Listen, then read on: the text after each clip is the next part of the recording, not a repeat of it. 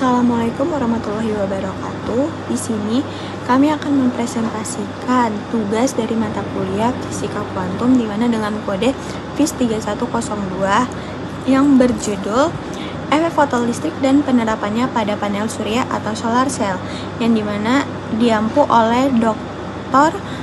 Muhammad Sontang Sihotan, SSI, MSI. Nah, kita masuk ke pendahuluannya. Apa sih efek fotolistrik? Efek fotolistrik itu adalah fenomena fisika kuantum yang menjelaskan interaksi antar cahaya dan elektron, di mana energi foton mampu melepas elektron dari suatu material. Konsep ini menjadi dasar berkembangnya pemahaman sifat partikel cahaya dan berperan penting dalam teknologi modern. Salah satu penerapan nyatanya itu adalah panel surya yang memanfaatkan prinsip lanjutan berupa efek fotovoltaik untuk mengubah energi cahaya matahari menjadi energi listrik. Nah, apa sih efek fotolistrik itu? Apa sih artinya? Nah, efek fotolistrik merupakan gejala terlepasnya elektron pada permukaan logam karena menyerap radiasi gelombang elektromagnetik. Saat atom-atom pada logam menyerap radiasi foton dari gelombang elektromagnetik, maka sebagian elektron di dalam atom akan terlepas, di mana semakin besar intensitas penyinarannya, maka semakin banyak pula elektron yang akan terlepas. Elektron-elektron yang terlepas dari permukaan logam ini bisa menghasilkan arus listrik. Nah, elektron akan keluar jika energi foton mencukupi untuk mengatasi energi ambang logam atau work function, di mana adapun rumusnya yaitu E sama dengan HF atau Hc per lambda. Nah, elektron hanya terlepas jika HF lebih besar sama dengan fungsi kerja logam. Nah, di mana H itu konstanta Planck dengan nilai 6,63 kali 10 pangkat minus 34 joule second. Nah, F itu frekuensi foton. Hal itu bisa dibuktikan dengan panel surya atau solar cell, yaitu mengubah energi cahaya matahari menjadi listrik. Semakin besar intensitas radiasi fotonnya, semakin besar pula kuat arus yang terukur pada amperemeter. Nah, ada juga sejarah dari efek fotolistrik. Nah, efek fotolistrik ini pertama kali diamati oleh Heinrich Hertz pada saat menemukan bahwa sinar ultraviolet dapat menyebabkan elektron terlepas dari logam, meskipun belum dapat menjelaskan penyebabnya. Nah, pada tahun 1902, Leonard menjelaskan bahwa elektron hanya terlepas jika frekuensi foton melebihi frekuensi ambang logam. Energi kinetik elektron ditentukan oleh frekuensi foton, sedangkan intensitas cahaya hanya mempengaruhi jumlah elektron yang terlepas. Nah, pada tahun 1905, Albert Einstein menjelaskan efek fotolistrik dengan menyatakan bahwa cahaya terdiri dari paket energi atau foton dengan energi yang sebanding dengan frekuensinya, bukan intensitasnya. Nah, energi kinetik elektron yang terlepas ditentukan oleh selisih antara energi foton dan fungsi kerja atau energi ambang logam. Secara matematis dapat dirumuskan dengan Eka maksimal sama dengan HF dikurang H dikali F0 atau HF dikurang W, di mana EK max itu adalah energi kinetik maksimal elektron dengan satuan joule, H adalah tetapan Planck dengan nilai 6,63 dikali 10 pangkat minus 34 joule second, di mana F adalah frekuensi foton, Hertz, dan F0 adalah frekuensi ambang batas logam, Hertz juga. Nah, di sini ada pula grafik hubungan antara energi kinetik dengan frekuensi. Selanjutnya akan saya kembalikan ke teman saya. Nah, selanjutnya kita masuk ke dalam grafik gambar yang memperlihatkan hubungan antara energi kinetik maksimum elektron dan frekuensi cahaya pada efek fotolistrik. Setiap logam memiliki fungsi kerja yang berbeda sehingga frekuensi ambangnya tidak sama. Elektron baru dapat terlepas ketika frekuensi cahaya melebihi frekuensi ambang, dan setelah itu energi kinetik elektron meningkat seiring bertambahnya frekuensi cahaya. Selanjutnya kita masuk ke dalam efek fotolistrik dengan efek fotovoltaik. Meski sama-sama berkaitan dengan interaksi foton dan elektron, efek fotolistrik dan efek fotovoltaik adalah dua fenomena yang berbeda. Keduanya menjadi dasar bagi berbagai teknologi yang berbeda termasuk panel surya. Untuk memahami cara kerja sel surya, kita harus membedakan kedua efek ini dengan jelas. Yang pertama itu ada efek fotolistrik atau photoelectric effect, yaitu peristiwa elektron yang terlepas dari permukaan logam ketika logam tersebut menyerap foton berenergi cukup. Ciri-ciri utamanya itu yang pertama itu terjadi pada logam, elektron benar-benar keluar meninggalkan permukaan dengan syarat di mana konstanta Planck dikali frekuensi itu lebih besar sama dengan dari fungsi kerja logamnya. Kemudian intensitas mempengaruhi jumlah elektron yang terlepas, bukan energinya. Lalu biasanya membutuhkan ruang hampa atau vakum pada eksperimen fotoemisi. Kemudian ada pun aplikasinya itu ada fotosel, efek tabung fotolistrik, dan fotomultiplier tube. Kemudian kita lanjut ke dalam aplikasi efek fotolistrik dalam kehidupan sehari-hari. Yang pertama itu ada fotosel atau photoelectric cell.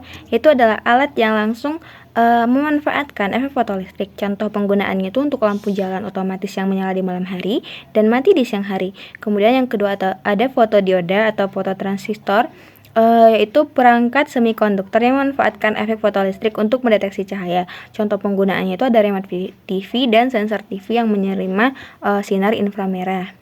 Selanjutnya ada panel surya atau solar cell, itu mengubah cahaya matahari menjadi energi listrik, contohnya pada PLTS. Selanjutnya ada pun efek fotovoltaik, itu adalah peristiwa timbulnya tegangan listrik dalam material semikonduktor ketika dia diserap. Ciri-ciri utamanya itu terjadi pada semikonduktor, misalnya silikon. Kemudian foton mengangkat elektron dari valence band ke conduction band sehingga menghasilkan elektron hole pair. Selanjutnya, elektron tidak meninggalkan material tetapi berpindah ke level energi yang lebih tinggi. Kemudian medan listrik internal di PN junction itu memisahkan elektron dan hole sehingga muncul arus listrik. Contoh aplikasinya ada panel surya dan sensor cahaya modern. Halo semuanya, perkenalkan nama saya Utamiada Surya dengan NIM 230801065. Di sini saya akan menjelaskan efek fotolistrik dengan efek fotovoltaik. Dari gambar di samping itu menjelaskan efek fotovoltaik atau photovoltaic effect, di mana cahaya mengenai semikonduktor mengangkat elektron melewati band gap sehingga terbentuk pasangan elektron hole. Medan listrik internal memisahkan muatan dan menghasilkan aliran elektron yang merupakan penerapan efek fotolistrik dalam bentuk efek fotovoltaik. Nah, hubungan keduanya, efek fotovoltaik adalah variasi lanjutan dari efek fotolistrik, tetapi terjadi pada semikonduktor dan menghasilkan tegangan serta arus listrik yang stabil, bukan hanya pelepasan elektron. Hubungan singkatnya yaitu efek fotolistrik menghasilkan foton, terjadi elektron keluar, dan di efek fotovoltaik menghasilkan foton sehingga elektron naik level energinya dan menghasilkan arus listrik. Terus mengapa penting mengetahui perbedaannya?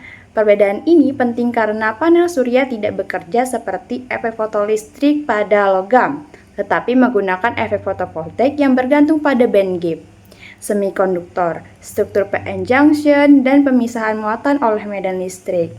Panel surya atau kita dikenal dengan solar panel adalah perangkat yang berfungsi menangkap energi cahaya matahari dan mengubahnya menjadi energi listrik. Panel ini terdiri dari banyak sel surya atau solar cells yang biasanya terbuat dari bahan semikonduktor seperti silikon. Saat cahaya mengenai sel surya, energi tersebut akan diubah menjadi arus listrik yang searah atau DC melalui proses fisika tertentu. Nah, jenis-jenis solar cell itu ada monokristalin silikon yang memiliki efisiensi tinggi, polikristalin silikon, dan thin film.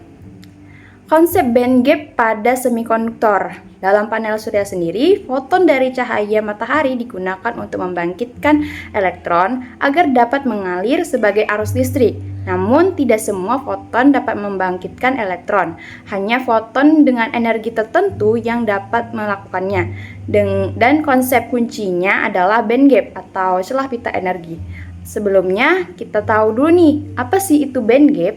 Band gap adalah energi minimum yang dibutuhkan oleh elektron untuk berpindah dari valence bands yaitu posisi elektron yang masih terikat, ke conduction band, yaitu posisi elektron bebas bergerak sebagai pembawa muatan.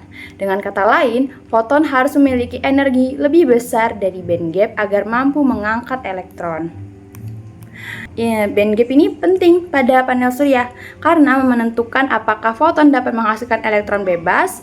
Jika energi foton lebih kecil dari band gap, tidak terbentuk arus listrik. Jika lebih besar, terbentuk pasangan elektron hole, namun energi berlebih hanya menjadi panas dan menurunkan efisiensi. Silikon banyak digunakan karena memiliki band gap sekitar 1,1 elektron volt yang sesuai dengan spektrum cahaya matahari. Efisiensi maksimum sel surya dicapai pada band gap 1 sampai 1,5 elektron volt serta silikon bersifat stabil, melimpah dan mudah diproses. Nah, artinya hanya foton dalam spektrum tampak yang paling efektif lah untuk menghasilkan elektron hole pair, di mana foton inframerah itu energinya kurang dan foton UV atau ultraviolet berlebihan sehingga menjadi panas dan mengurangi efisiensi. EG itu bernilai 1,1 elektron valensi. Baik, segitu aja penjelasan dari saya. Selanjutnya akan dijelaskan oleh teman saya. Terima kasih. Kita masuk ke dalam struktur-struktur yang terdapat di dalam sel surya atau panel surya. Nah, sel surya sendiri menggunakan bahan material silikon. Tentu menjadi pertanyaan, kenapa sih pada panel surya kebanyakan menggunakan silikon? Itu terletak pada nilai band gap yang dimiliki oleh silikon sendiri, yaitu berkisaran 1,1 elektron volt. Di mana yang kita ketahui cahaya matahari itu berada di antara 1 sampai 1,5 elektron volt. Dan ini cocok jika kita gunakan pada material silikon sendiri. Dan selain itu, alasan utamanya adalah silikon memiliki sumber daya yang banyak kita temui di muka bumi ini. Dari silikon yang sesuai dengan efisiensi elektron volt yang dimiliki energi foton, kemudian sumber dayanya yang banyak dan proses produksinya yang mudah, itulah alasan mengapa pada panel surya kita menggunakan material silikon. Lalu apa aja sih struktur-struktur yang dimiliki si sel surya ini pada silikon? Pertama, lapisan N-type yang merupakan silikon dop fosfor. Kemudian ada lapisan P-type yang berupa silikon dop boron. Ada PN junction yang menciptakan medan listrik internal, lalu ada depletion layer, anti-reflection coating, dan metal grade contact yang mengambil arusnya. Jadi, pada panel surya itu, cahaya yang paling efektif adalah cahaya tampak. Terdapat dua sinar antara sinar inframerah dan sinar UV. Namun keduanya tidaklah dapat dikatakan bagus atau baik pada panel suryanya, karena inframerah sendiri memiliki energi yang rendah atau kurang dari band gap. Band gap sebagai patokan dari panel surya ini kan. Lalu sedangkan si sinar UV dia memiliki energi yang cukup lebih. Dia memiliki energi yang cukup berlebih dan itu bukan menghasilkan energi listrik melainkan menghasilkan energi panas. Jadi panel surya diciptakanlah strukturnya itu yang kompleks. Dia memiliki lapisan N-type dan P-type. N-type sendiri didoping dengan fosfor, P-type didoping dengan boron. Hal itu membuatnya berhasil menghasilkan elektron hole dan menciptakan pasangan PN junction. Nah, lapisan ini dapat memberikan antirefleksi dan kontak logam untuk mengalirkan si arus yang dihasilkan oleh si panel listrik. Kita masuk ke cara kerja dari si panel ini. Jadi, ketika energi foton dari cahaya matahari itu mengenai permukaan semikonduktor si silikon, akan mengakibatkan terjadinya elektron hole. Nah, kan kita tahu tadi di PN junction terdapat medan listrik internal. Medan listrik internal pada PN junction ini akan memisahkan muatan-muatan pada elektron hole. Muatan yang berpisah itu akan membuat si elektron didorongnya untuk mengaliri rangkaian luar dari si panel surya ini. Rangkaian panel surya inilah yang sudah memiliki elektron akan menghasilkan atau mengalirkan energi listrik yang yang berupa energi searah atau DC yang kita gunakan di rumah ataupun diaplikasikan ke bidang lainnya. Kita masuk ke dalam efisiensi pada panel surya. Nah, tidak semua energi foton yang dihasilkan matahari dapat dikonversi oleh panel surya. Oleh karenanya, timbullah materi efisiensi pada panel surya. Seberapa banyak sih energi foton yang dapat diterima dengan yang tidak diterima oleh si panel surya sendiri? Nah, kenapa energi foton pada matahari tidak semuanya dapat dikonversi oleh panel surya? Itu terjadi karena adanya pengurangan energi dalam bentuk panas atau rekombinasi pada elektron tersebut. Jadi, bagaimana cara kita menghitung efisiensinya? Yaitu dengan membandingkan daya listrik keluaran atau P-out dengan daya cahaya matahari yang diterima atau P-in. Kemudian pada kondisi standar atau STC, perhitungan ini biasanya menggunakan acuan intensitas cahaya matahari, yaitu 1000 watt per meter persegi. Oke, selanjutnya itu peran efek fotolistrik dalam panel surya. Jadi, prinsip Einstein itu foton adalah energi yang mengangkat elektron. Jadi, pada semikonduktor, elektron ini tidak dapat keluar, melainkan berpindah ke conduction band, lalu mengalir sebagai arus DC. Dan panel surya itu adalah pengembangan efek fotolistrik yang diadaptasi dalam semikonduktor melalui efek fotovoltaik. Jadi foton ini diserap nih sama konduktor membentuk pasangan elektron hole. Jadi muatan dipisahkan oleh medan PN junction, lalu elektron ini mengalir ke rangkaian luar dan menghasilkan listrik melalui efek fotovoltaik. Oke, selanjutnya bisa dilihat di layar. Ini adalah contoh soal di mana suatu logam memiliki fungsi kerja W sama dengan 2,0 elektron volt dan disanari sama cahaya dengan energi fotonnya itu E sama dengan 4,5 elektron volt. Yang ditanya adalah tentukan energi kinetik maksimum elektron yang terlepas. Nah, di sini kita menggunakan rumus energi kinetik sama dengan energi foton dikurangin fungsi kerjanya, di mana energi fotonnya tadi itu kan 4,5 dikurangin sama fungsi kerjanya tadi 2,0. Jadi hasilnya itu 2,5 elektron volt. Energi kinetik maksimum elektron itu 2,5 elektron volt.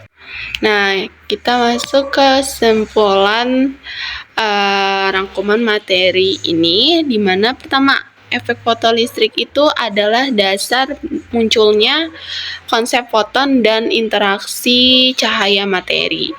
Lalu panel surya ini tuh bekerja dengan prinsip efek fotovoltaik, turunan dari efek fotolistrik. Nah, lalu kunci kerja panel surya ini tuh pada energi foton, dia lebih besar dari band gap semikonduktornya. Terus habis itu efisiensi dipengaruhi struktur material, intensitas cahaya sama temperatur, dan yang terakhir desain PN junction-nya. Lalu yang terakhir itu panel surya menjadi teknologi energi terbarukan yang paling penting di era modern ini. Nah, ini adalah sumber-sumber materi yang kita pakai untuk membuat video ini. Oke, kurang lebihnya itu saja pemaparan materi dari kelompok kami. Semoga materinya dapat tersampaikan dengan baik. Wassalamualaikum warahmatullahi wabarakatuh.